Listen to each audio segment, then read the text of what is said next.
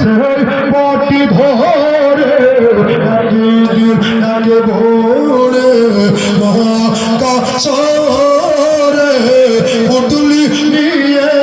পালায় নবীজির ঘরে পুতুলি নিয়ে পালায় নবীজির ঘরে সুবহানাল্লাহ দেখতে পারলেন নবীজির ওগো শোনো না ভাবি পুতুলি নিয়ে তুমি কোথায় যাবে বলো না